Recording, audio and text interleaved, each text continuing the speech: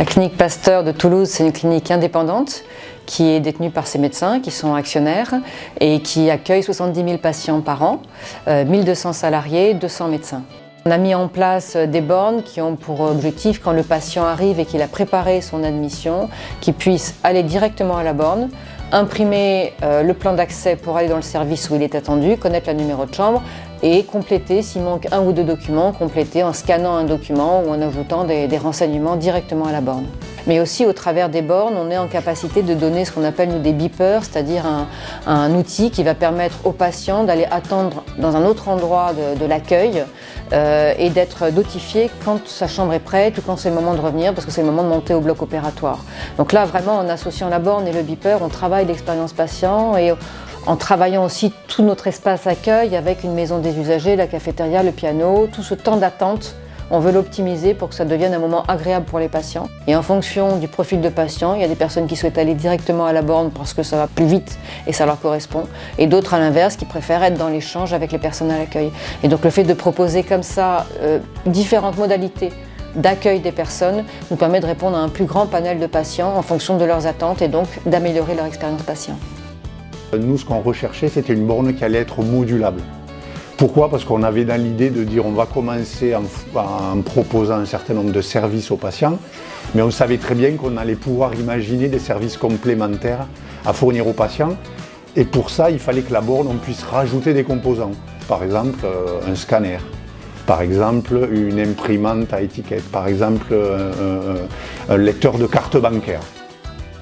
On a réalisé l'interfaçage avec notre système d'information et notamment avec notre portail patient dans lequel le patient a réalisé la partie préadmission.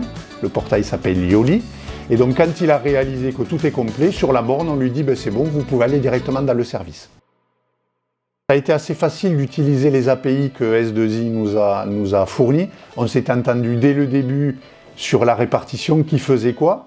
Nous, on faisait des développements, mais par contre, ce n'était pas nous qui accédions directement à l'imprimante, au lecteur, etc. Il fallait que S2I nous fournisse ces petits bouts de logiciels, et là, ils l'ont fait.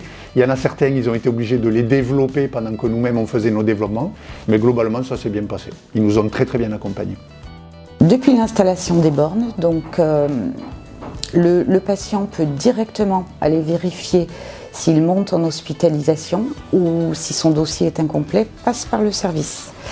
Et ce qu'il y a de positif, c'est que ça fait un filtrage déjà, ça génère moins de stress chez le patient puisqu'il n'a pas forcément besoin de faire la queue. Et pour le patient qui n'a pas son dossier complet, on va lui remettre un beeper, ce qui lui permet d'avoir un accueil personnalisé et en toute discrétion. Surtout, le patient n'a pas besoin, comme on a pu l'avoir avant, de s'installer sous un écran pour vérifier qu'on l'appelle. Et surtout, ça élargit la zone d'attente du patient, puisque le patient peut très bien s'installer au salon, à la cafétéria ou même dans la rue. Donc bornes, beepers nous ont permis, avec le travail humain et avec le travail de refonte de notre accueil, d'améliorer cette expérience patient au travers de l'amélioration du temps d'attente.